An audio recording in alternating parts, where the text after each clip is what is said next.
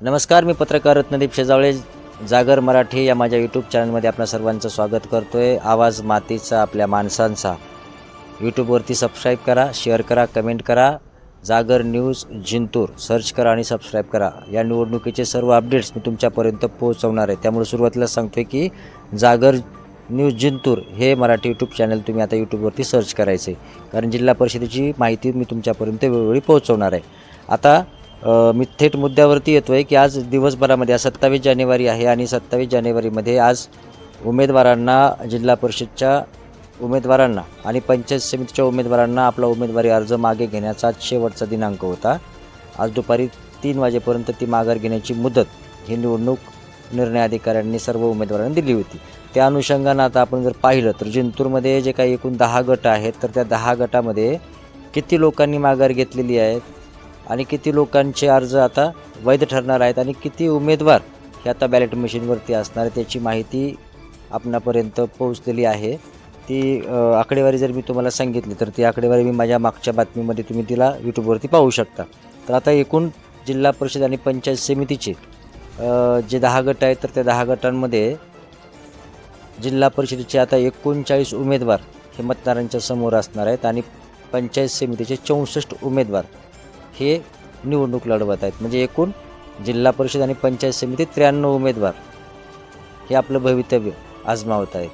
पण आता महत्त्वाचा विषय असा आहे की जिंतूर तालुक्यामध्ये जे एकूण गट आहेत, जे 10 गट आहेत, तर या 10 गटामध्ये चुरशीच्या लढती कोणत्या होणार आहेत, कुणाची लढत कुणासोबत असणार आहे, याची आतुरता देखील तुम्हाला लागूनच राहिलेली आहे. त्यामुळे मी एक थोडक्यात तुमच्यापुढे सर्व माहिती सांगतो आहे की वझर बुद्रुक जो सर्वसाधारण गटासाठी राखीव आहे, त्यामध्ये ज्या लढती होणार तर ही तर तिरंगी लढत होण्याची शक्यता आहे. तर त्याची लढत अशी असणार आहे की रवींद्र आसाराम घुगे जे आहेत, तर यांना राष्ट्रवादी काँग्रेस पक्ष, अजित पवार पक्षाने त्यांना उमेदवारी दिलेली आहे आणि ते आता राष्ट्रवादीकडून लढत आहेत.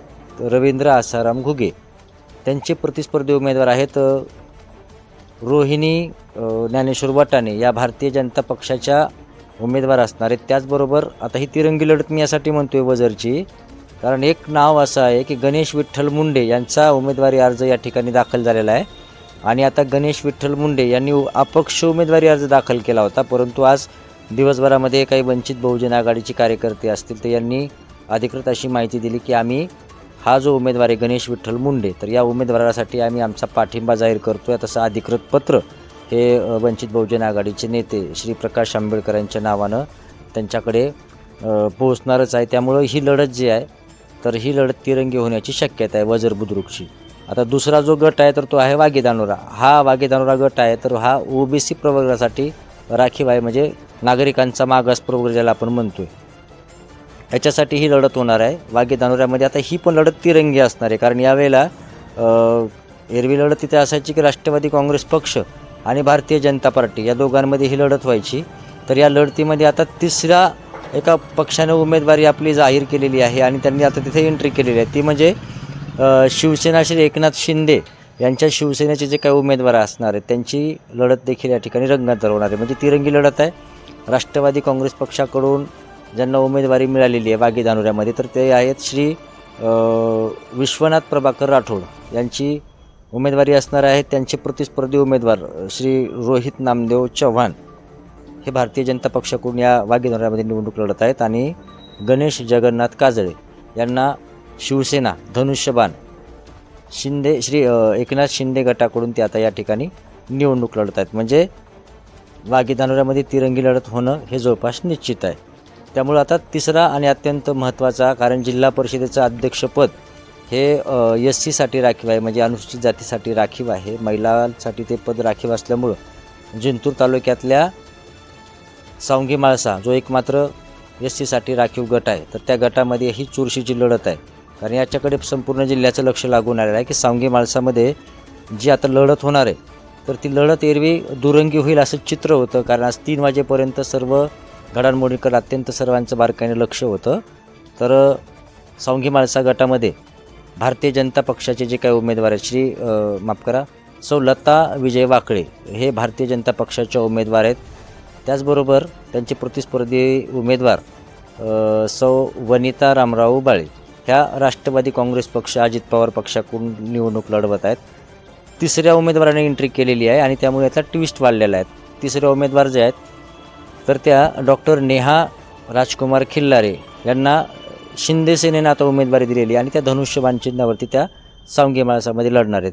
आज दिवसभरामध्ये अनेकांना असं वाटलं होतं की तिथं शिंदे सेनेची युती फिसकटलेली असल्यामुळं ते कदाचित भाजप आणि शिंदे सेनेची जशी युती होणार अशी चर्चा चालू होती आणि त्या अनुषंगानं आता ते त्यांचा उमेदवारी अर्ज जाहीर करतील.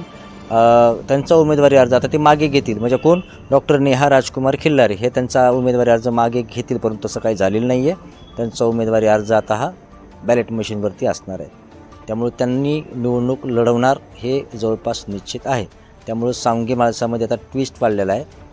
अनेकांना असं वाटेल की ही लढत दुरंगीच होईल, परंतु चित्र काही वेगळं आहे. शिवसेनेच्या उमेदवार ज्या सुशिक्षित आहेत, डॉक्टर आहेत, त्यांनी आता एंट्री केल्यामुळं नेमका फटका कोणाला बसतो आहे हे पण पाहणं फार महत्त्वाचं आहे.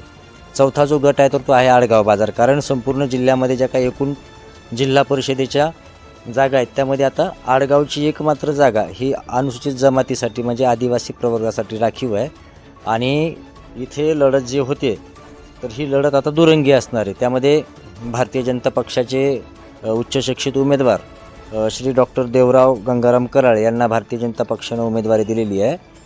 त्यांना चॅलेंजिंग असणार आहेत श्री माधव रंगनाथ घोगरे हे राष्ट्रवादी काँग्रेस अजित पवार पक्षाचे उमेदवार आहेत.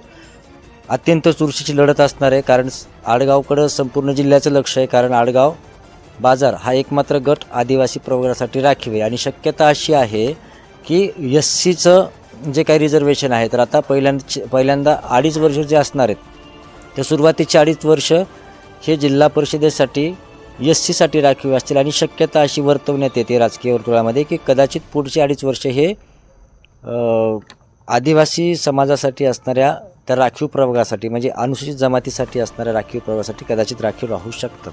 म्हणजे लालदिवा हा कदाचित आडगाव बाजार सर्कलला मिळू शकतो असे संकेत राजकीय वर्तुळातून येत आहेत. त्यामध्ये 5वा जो गट आहे तर आता भोगाव हा सर्वसाधारण गटासाठी राखीव आहे. त्यामध्ये आता दुरंगी लढत होईल असं वाटत होतं, परंतु आज 3च्या नंतर एक ट्विस्ट या ठिकाणी घडलेलं आहे. राष्ट्रवादी काँग्रेस पक्ष अजित पवार पक्षाचे जे उमेदवार आहेत श्री कृष्णकांत शिवाजी देशमुख आणि भारतीय जनता पक्षाचे श्री रवी बाबाराव देशमुख यांच्यामध्ये ही लढत होणार होती.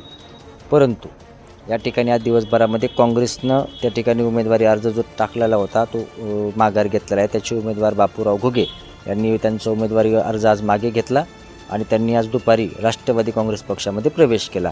त्यामुळं आता त्या ठिकाणी वंचित बहुजन आघाडीच्या ज्या काही उमेदवार आहेत सो पार्वती रानूजी बहिरट यांनी वंचित बहुजन आघाडीची उमेदवारी घेतलेली आहे. आता काँग्रेसच्या उमेदवारांनी तो उमेदवारी अर्ज मागे घेतल्यामुळं त्या ठिकाणी आता वंचित बहुजन आघाडीच्या उमेदवाराला काँग्रेस पाठिंबा देते आणि वंचित आणि काँग्रेस हे दोन्ही पक्ष आता भोगावमधून एकत्रित निवडणूक लढवत आहेत. आता तिसऱ्याची एंट्री झाल्यामुळं नेमका आता फटका कुणाला बसणार आहे आणि कुणाचं नुकसान होणार आहे आणि कोण आता या ठिकाणी दावेदार त्यांच्या विजयाचा असणार आहे याकडे संपूर्ण तालुक्याचं लक्ष आहे. कारण मागच्या विधानसभेमध्ये त्या ठिकाणचे जे नेते आहेत ज्यांची फार पूर्वीपासून एक हाती सत्ता होती श्री कृष्णकांत शिवाजीराव देशमुख यांच्याकडे सर्वच राजकीय पक्षांचे नेते नजर लावून आहेत आणि आता त्यांना हरवण्यासाठी त्यांचे प्रतिस्पर्धी उमेदवार श्री रवी बाबाराव देशमुख हे पूर्ण ताकदीने मैदानामध्ये आलेत आणि आता वंचितच्या उमेदवारांनी एंट्री केल्यामुळं नेमका काय घडामोडी घडणार आहेत याकडे सर्वांचं लक्ष आहे. 6वा जो गट आहे तो आहे वरुड. तर वरुडमध्ये अगदी स्पष्ट चित्र आहे. त्या ठिकाणी दोघांमध्येच लढत होणार आहे. दोन्हीही महिला आहेत आणि दोघांची नावं सारखीच आहेत. संगीता राजेंद्र थिटे ह्या भारतीय जनता पक्षाकडून त्यांची उमेदवारी असणार आहे आणि संगीता विजय खिस्ते या राष्ट्रवादी काँग्रेस पक्ष अजित पवार यांच्या पक्षाकडून त्या निवडणूक लढवत आहेत. म्हणजे वरुड हा 10 गटांपैकी एक मात्र गट असा आहे की तिथे फक्त 2च उमेदवार असणार आहेत.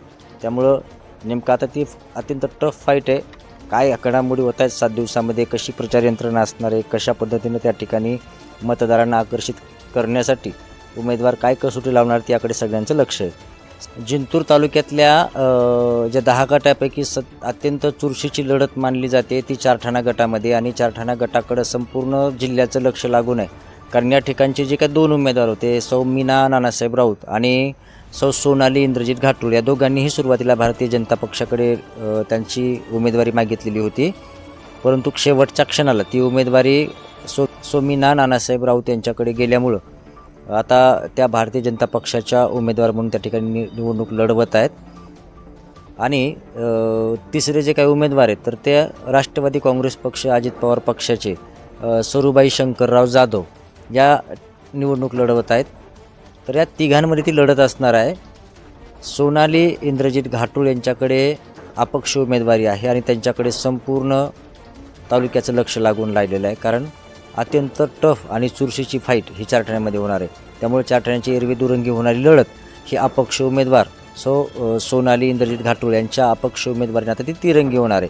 त्यामुळं जनता आता कुणाला कौल देते याच्याकडे संपूर्ण जिल्ह्याचं लक्ष लागून राहिलेलं आहे.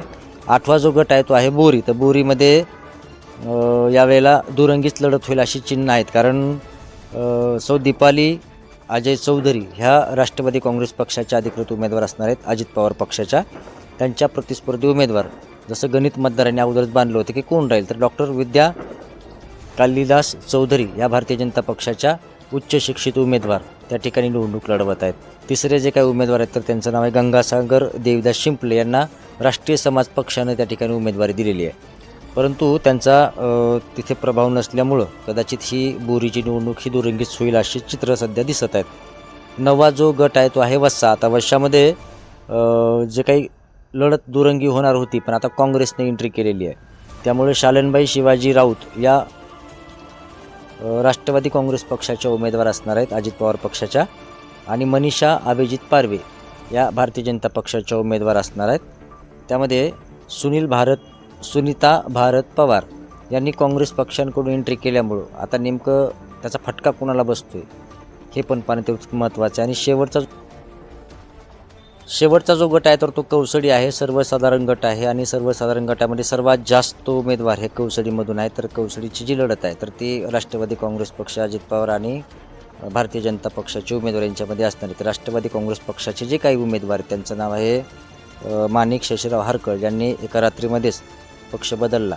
ते सुरुवातीला भारतीय जनता पक्षाचं काम करायचे आणि ते आता राष्ट्रवादी काँग्रेस, अजित पवार पक्षामध्ये समाविष्ट होऊन त्यांना उमेदवारी दिलेली आहे. त्यांचे प्रतिस्पर्धी उमेदवार जे आहेत ते प्रभाकर बालासाहेब रोहिणकर अर्थात प्रभुआप्पा बागेकर यांना भारतीय जनता पक्षाची उमेदवारी देण्यात आलेली आहे. तर त्यामध्ये आणखी 3 जे उमेदवार आहेत ते भारतीय राष्ट्रीय काँग्रेसचे अनंता रामराव कोरडे आणि वंचित बहुजन आघाडीचे जे उमेदवार आहेत ते शेख रहीम शेख कलीम आणि इर्शाद शेख चांद पाशा हे राष्ट्रीय समाज पक्षाचे उमेदवार आहेत. म्हणजे कौसडीमध्ये ही लढत असणार आहे. तर कौसडीचं गणित हे बांधणं काही शक्य नाही आहे सध्या. त्यामुळे वेळोवेळी आपण अपडेट्स घेत राहणार आहोत की कशा पद्धतीने त्या ठिकाणी उमेदवार त्यांची कर्तव्य त्या ठिकाणी लावणार आहेत आणि कशा पद्धतीने ते या निवडणुकीला सामोरं जाणार आहेत. या जिल्हा परिषद आणि पंचायत समितीच्या सर्व बातम्यांचे अपडेट्स मी तुमच्याकडे वेळोवेळी पोहोचवत राहणार आहे. त्यामुळे मी तुम्हाला सर्वांना आग्रह करतो आहे की तुम्ही माझं जे काही यूट्यूब चॅनल आहे जागर न्यूज जिंतूर हे तुम्ही मराठीमध्ये सर्च करा आणि यूट्यूबवरती त्याला सबस्क्राईब करा. बातमी आवडल्यास लाईक करा, शेअर करा, कमेंट करा. तुमच्या प्रतिक्रियेची आम्ही वाट पाहतो. सहकारी रामबेडकर सह रत्नदीप शेजावळे, जागर न्यूज जिंतूर परभणी.